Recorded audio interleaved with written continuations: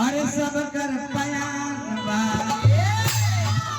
पयान मने जाना केहू ने के मालिक है जे सब मेहमान बा आगे चाहे पाछे तक सब कर पयान बा।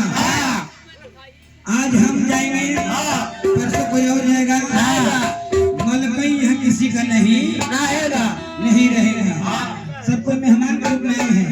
मेहमान आते हैं हटने से हटने एक दिन 3 दिन चौथा दिन घरे जाएंगे।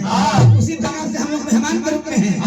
चाचा श्री आए 85 वर्ष रहे इनका अपना कर्तव्य रहा खान पान पर ध्यान रहा अपना सोच समझदारी रहा।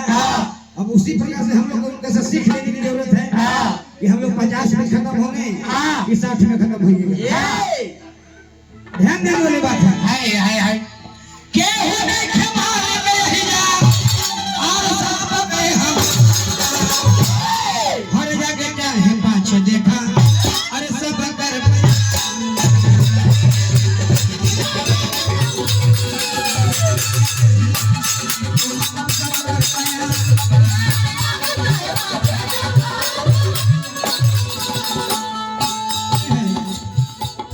दुनिया से जाने वाले नहीं जाएंगे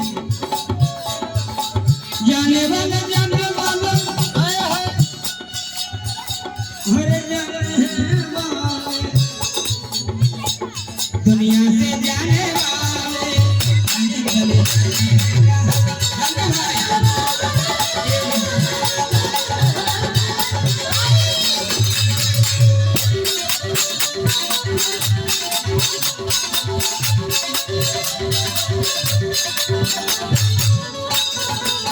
आगे चाहे पाछे देखा सब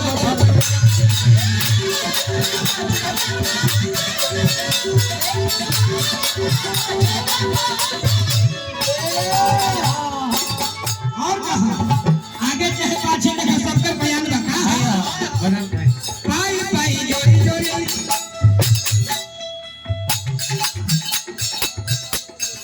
हर गिरवी बनावा